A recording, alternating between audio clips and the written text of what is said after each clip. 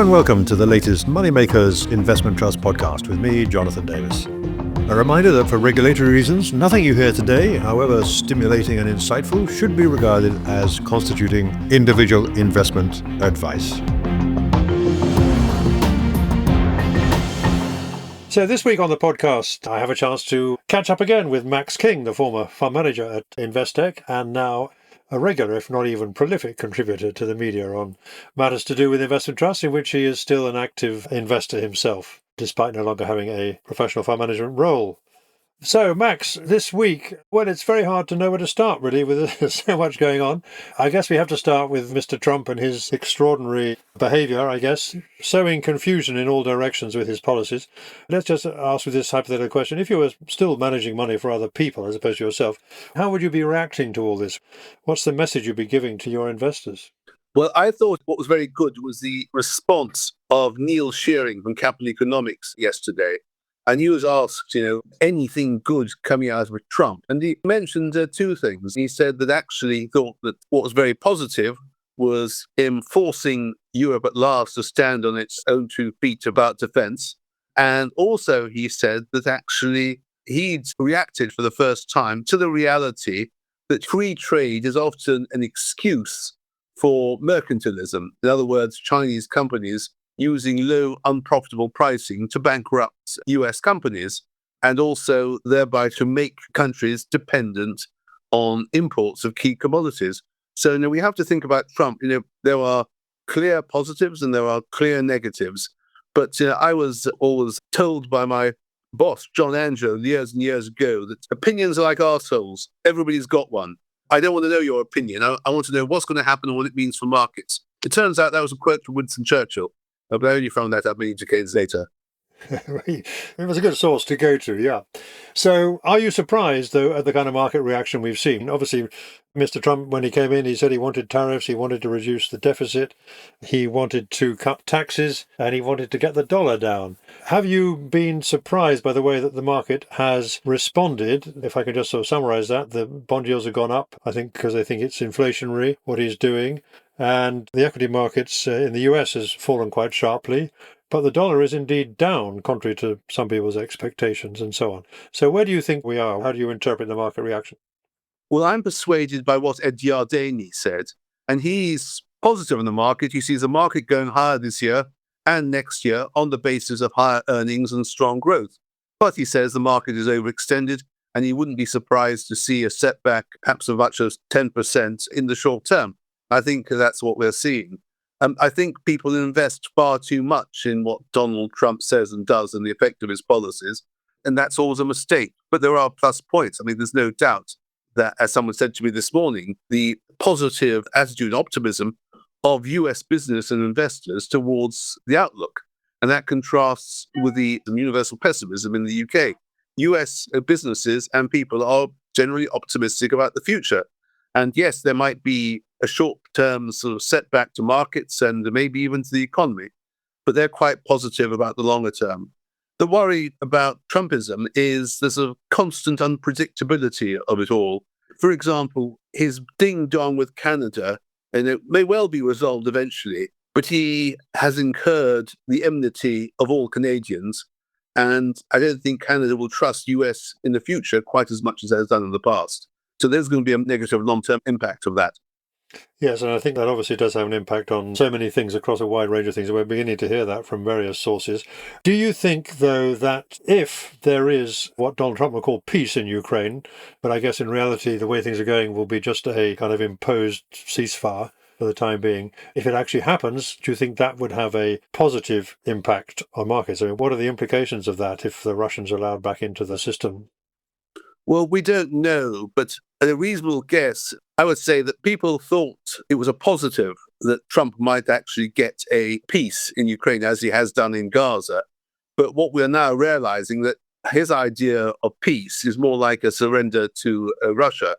And that might be helpful in the very short term, but it would significantly increase the long-term risks of a country which, under Putin, Russia wants to tighten its borders. It wants a tighter border, and that means doing a lot more invading.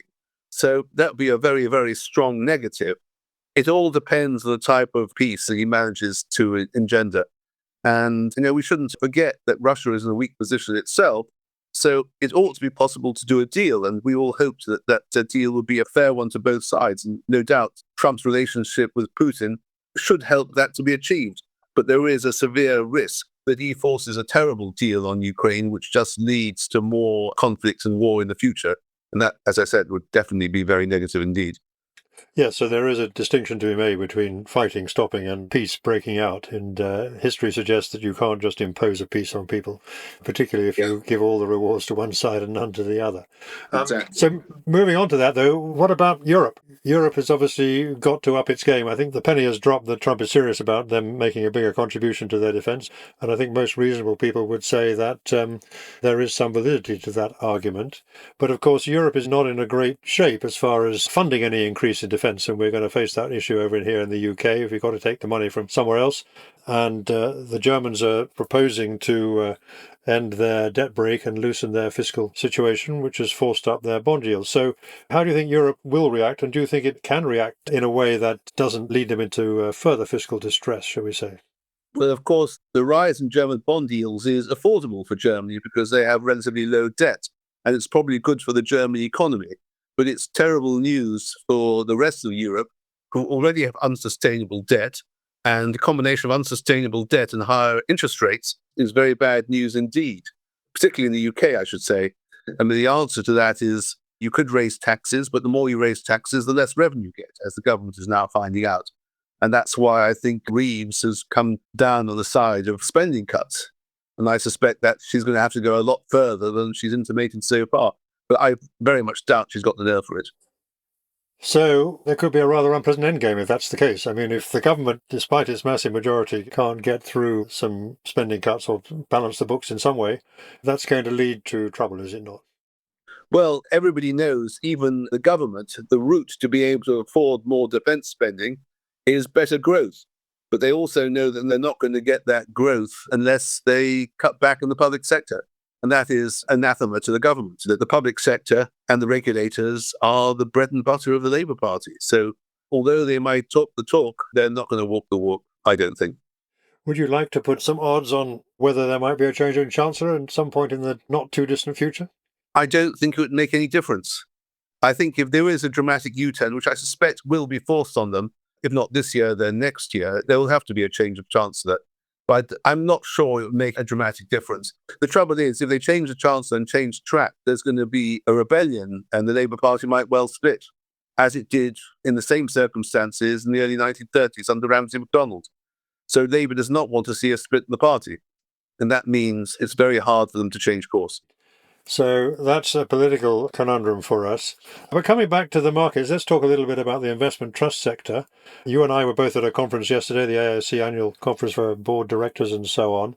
And there was much talk about whether the persistent discounts that we're seeing are something that can be managed and resolved, or whether it poses some kind of existential threat, along with other pressures such as the cost disclosure issue, we can come back to that, which the sector, in some people's view, faces. What's your stance on that? Well, we have to remember that the investment trust market is only one corner of the broader UK market. And UK equities are cheaply valued, despite the fact that they're increasingly well run. Right across the board, we're seeing managements really shake up their companies and sort themselves out. And even BP now, for God's sake. And that's very positive. But we have a very adverse climate for investing in the UK, in investment trusts, and in the market generally. The institutions have exited, and taxation is a major negative, and regulations are a major negative. And there seem to be a lot of people around who think that just because the government is actually saying the right things, they will then do the right things. Well, I don't think they will. The FCA was under pressure from petitioners and from the Houses of Parliament to change its stance on several issues. And I think you have to remember the FCA, in the words of William Shakespeare, is the green-eyed monster that scorns the flesh it feeds on. It basically hates the investment market, and it's damned if it's going to change tack.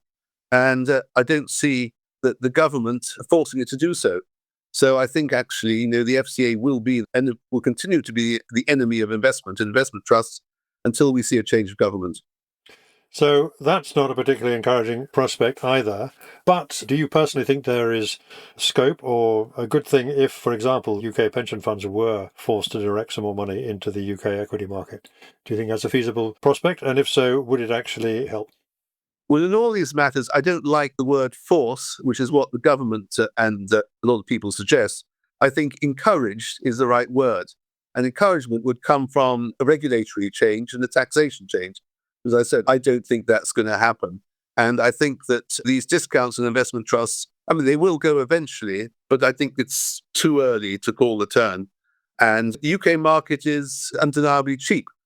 I was very interested to see some research from Verdad, a US-based business, and they were looking at the questions, why is America more highly rated than the UK or Europe?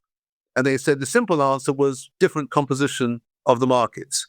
That accounts for some of it because the US is much more growth-orientated than the UK, and that's not going to change in the short term. They said that you might think that it would make a difference where businesses had their assets and revenues, but it doesn't. So the mining companies like Rio Tinto get a UK discount even though they have no business here. And they said the big factor is the country of listing. And investors are very sensitive to the country of listing, and they think that the America is reassuringly expensive because it has a deep culture of investment, growth, and inequities. And the UK has lost that culture. Yes, and it's interesting. I don't know if you saw the annual Global Investment Returns yearbook came out from those three former LBS academics, which basically said that US exceptionalism, i.e. the idea that they will dominate other markets, is what an academic would call astonishingly persistent. In other words, there's no reason necessary to assume that just because it's gone on for a long time, it will necessarily come to an end soon. Well, I think a lot of the anti-American crowd are hoping that the Magnificent Seven will fizzle out, and then Europe and the UK and the rest of the world will significantly outperform. But I have to say that if the seven do fizzle out, there's another seven behind them, and behind those seven, there's another seven. I mean, it's like the old Space Invaders game. American companies just keep advancing. So I don't see US going a significant way backwards for some time. And I think investors need to keep a significant proportion of their assets in the US. Would it necessarily have to be 66% or whatever it is that is the current weighting in the developed world index? No, it doesn't have to be 66%, but it might be 60%, for example. But I would not take an aggressive bet against the US for now. You are listening to a Moneymakers podcast. We are an independent research and publishing venture, and grateful to JP Morgan Asset Management for their generous, no-strings financial support, which enables us to keep the podcast free and our editorial principles intact. Each podcast episode goes live shortly after being recorded with a weekly catch-up email notification every Saturday afternoon. Why not also try our premium weekly subscription newsletter, which provides a comprehensive summary of all the latest news, results, and performance data from the investment trust sector, with links to the relevant stock exchange announcements, and many other regular features, including more than 160 in-depth trust profiles, regular market commentary and videos, plus the editor's favorite funds. Never miss a thing that might affect your portfolio. So sign up today at money-makers.co. And thank you for listening. Coming back to the investment trust then, so as you say, it's part of a wider symptom. We've seen a lot of fund outflows from open-ended funds, and the discount problem in the investment trust sector fundamentally comes down to an imbalance between supply and demand, which is obviously there. But let's talk about Saba. We know Saba launched what it called its Big Bang campaign just before Christmas and got roundly rejected. But they haven't disappeared, for one thing, and they pose a continuing challenge for boards to address. How would you rate the scorecard of investment trust boards overall in how they've responded so far to the arrival of Saba in such a public way? Well, the Saba attack has been incredibly disorganized and misdirected and has imposed significant costs on investment trusts. I mean, it is arguable that if they had actually known what they were doing and planned it properly, they might have been successful. But everything they've done has been in a complete dog's dinner. I think that a lot of people trying to say that investment trust boards have been woken up to the need to look after shareholders. Well, I think investment trust boards woke up about a year ago.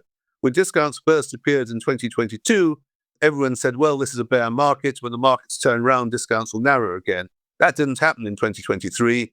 And so in early 2024, boards said, we have to do the right thing. That is wind up, merge, buy back shares, look after shareholders better. And they have done that for quite some time now without being prompted by Saba. So, I don't think Saba has been the catalyst that it likes to think it is. I think they are just a vulture preying on the distress of the investment trust sector, which, as I said, is just a part of the broader UK market. And others are preying on the UK market too. Remember, the US ownership of some of the major companies like Relax and Gadget is 30-40% now. It was inconsequential in your and my memory. Indeed. So another thing that's happened recently, or particularly this week, we know a number of commercial property trusts have disappeared, and now we've learned that a couple more are going to basically stop being investment trusts and move over to the other market. Now, what do you make of that? Is that just directly a result of the cost disclosure issue, or do you think there are other factors there that are driving that? I mean, is it going to see the end, effectively, of the commercial property sector in the investment trust world? Well, they can still be REITs without being investment trusts. And I think it's a very sensible route to go down, particularly for supermarkets income trust. And I expect it will save them money, but it just is a sensible way to operate. And I think a number of other alternative trusts may well follow down that route. The trouble then is it becomes more difficult to pay such a generous yield, but that might be a good thing because it means you can reinvest your cash flow better. There's no doubt that the REIT sector in the UK is in deep trouble. They're all trading on huge discounts. Property is not the flavour of the moment, either residential property or commercial property. I mean, one of the advantages always touted about the investment trust structure is you get this independent board and so on. But not all boards are as independent as they could be. And you could still have a decent board if you're an operating company. It doesn't mean you can't have good governance. But take in the infrastructure sector, HICL and INPP all had independent boards and external management contracts. But Bilfing & Berger was self-managed. But it didn't seem to get in the way at all. There's no reason why your board of directors cannot include independent non-executives who can call the management to account. And that's what happened at Bilfing & Berger. I'm rather sorry to see them selling out to the Canadians. But I can understand fully why they would want to do so and why the Canadian institutions would want to buy them. We've recently seen an IPO, indeed, for a rare beast these days, and that's this vehicle called Achilles Investment Trust, which is, I think, setting out to be what I would call an effective but not noisy activist, trying to seek change in board responses in the alternative asset sector, and will be led by Christopher Mills and Robert Naylor, who've both done a good job at Hypnosis and PRS REIT. What do you make of that idea? It's a 50 million launch. Do you think they can have an impact? And if so, where do you think they'll be looking, or what will they be proposing? Yeah, I think it is a positive start. And I'm tempted to point out that people in glass houses shouldn't throw stones. And Christopher Mills' North Atlantic Smaller Companies trades on a 33% discount and there's a negative return over 3 years. So I think shareholders in that vehicle, which he controls, would like him to pep up his own performance first before he starts complaining about other people. But yeah, they did a great job in Hypnosis. I think they've done a very good job on PRS. And there are plenty of other vehicles around and about who they could turn their attention to, ones who've been rather complacent. I wonder whether, having had a go at biocompatibles for 15, 20 years ago, successfully, he won't have a go at Syncona. And that would be my pick of the ones that he might look at. It's got a lot of cash. The share price is trading at a 50% discount, and it hasn't got a great record of investment. Even for someone like yourself, what are your thoughts about actually trying to spot the ones that might actually be doing something? In other words, sort of playing a kind of activist groupie, if you like. Is that a tactic that you think is sensible for most people? And if so, how do you go about it? Well, I've got a much better idea than that. And that is, don't try and do it yourself, because actually it's very time consuming unless you really are prepared to do the work and all the due diligence, spend the time, then you should leave it to somebody else. I think the best people to leave it to are Nick Greenwood and Charlotte Cuthbertson at MyGo. And they invest in what I would call the little rats and mice of the investment trust sector, trading on large discounts. And they work out which ones, in their view, have the potential to really deliver outsized returns as discount narrows and which don't. And I just think, plonk part of your money in that fund and just let them do the job for you. Most investors will want to focus on the mainstream, the global funds, or maybe the broader specialist funds like the emerging market funds or Europe funds. But really, trying to play the discounts should not appeal to any but a very small number of people. I wanted to ask you also, Max, because I know you've written quite a lot about this, about your thoughts on private equity, which is obviously part of the alternative sector in one sense, where Again, the discounts have perhaps been more persistent, despite a lot of boards starting to talk the talk. And we've seen fund-of-funds trusts like Harbourvest seem to change their act a little bit in response to having a well-known investor on their books. Are you positive on private equity still? I remember we talked about this in the past. You were quite negative on RAT, for example, which is not only a full private equity trust, but has significant private holdings, but it became more positive about a year ago. What are your thoughts about the sector as a whole? Are you tempted by any of the things on offer there? Well, I say RIT may be turning around. I mean, there was the claim yesterday that large discounts reflect a perfect market, seeing through the valuations which were flawed. I don't believe that at all. I think that all these private equity trusts spend a lot of time and effort to produce net asset valuations which are not just fair, but actually conservative. So I think the valuations are for real, and you can always check them. When trusts persistently sell investments at a premium to book value, it tells you the valuation process is robust. I think the real reason is that the wealth managers won't invest in this corner of the market. Or they do invest, it's a small token holding, perhaps 2% of a portfolio. And I think for a private investor, it should be 10% of your portfolio. The reason why the wealth managers won't invest is because inevitably these companies have quite high costs. They have quite high costs because actually managing unquoted investments requires a lot more work and a lot more intervention than simply passively buying listed companies. But the wealth managers don't like the costs because it appears in their FCA regulated cost disclosures. And therefore, however good the investments and however good the returns are likely to be, they just simply won't invest. I think that's got to change. I think the wealth managers have got to stop being so obsessed about the costs of the clients. And then the sort of charitable and other funds which I look after, I always tell the managers, we want to have low fees, but our first priority is good performance. And if that means buying relatively expensive private equity vehicles, go ahead. It is interesting, though, that one of my sort of persistent complaints about Pantheon and perhaps Harbourvest is they're so diversified, is there's nothing in there you can hang your hat on and say, oh, that's really interesting. I mean, Three Eyes have got action. No, it's a story. The direct investors like Three Eyes and HGT, they've got stories you can peg your investments to. But Harbourvest and Pantheon and the other broadly diversified private equity trusts need to be better at telling the stories of what's going on inside their portfolio. Well, on that point, can I also just ask you about where you think we are on the cost disclosure? It looked like the great campaign to change things had won a famous victory, but now it still appears that your bugbear, the FCA, may yet spoil the party after all. They are not going to change unless they're forced to by legislation, which is not going to come. But yes, the government can say, please change this, and they'll just respond, no, we're not doing that. And there's no way that the government is going to push through the legislation to make them change. They are a law unto themselves. And as I said, they are the green-eyed monster that scorns the flesh they feed on. What has been said is that they're going to include them in this new regulatory regime, which has the ridiculous name that is summarized as CCI. And which will be even worse than the old one, I guarantee it. It's even worse than the old one. That's quite likely, I would think, yeah. So overall then, Max, finally, have you been making a lot of changes to your own portfolio? Can I ask you that? I think I'm allowed to ask you that because you're not restricted from saying what you're doing. Is it volatility is your friend or is it your enemy? I don't change very much. And I went to the sort of 30th anniversary of Worldwide Healthcare Trust a couple of evenings ago. And I was involved in the launch of that trust. And I still not only own all the shares I bought at flotation 30 years ago, but another 2,000, now 20,000 I bought a couple of years later. So yeah, I don't change my portfolio very much. I did take a bit of profit recently, top slice a little bit of Polar Capital Trust and Scottish Mortgage.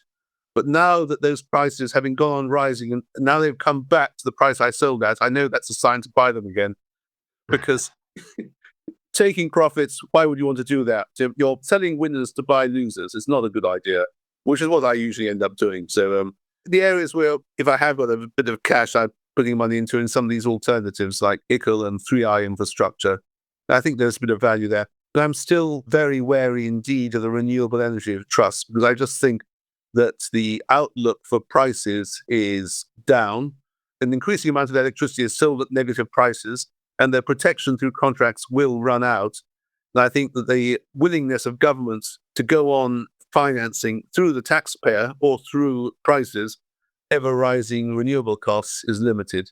So I think it's too early to buy the renewable infrastructure trust, The other ones, 3i, IMPP, Panther Infrastructure, don't forget, and Higgle, I think they look very good. Particularly as I think it's inevitable that PFI will be resuscitated by the government. They haven't got the money for investments. They're going to have to come to the private sector, and they're going to have to eat humble pie about all the disparaging criticism they've made of it in the past. Okay, so on that note, I think that brings us to an end. Max, thank you very much, as always, for your insights and comments. A pleasure, as always. You're never short of an opinion, which is very, very good in a world where a lot of people remember that Churchill quote. Yes, indeed.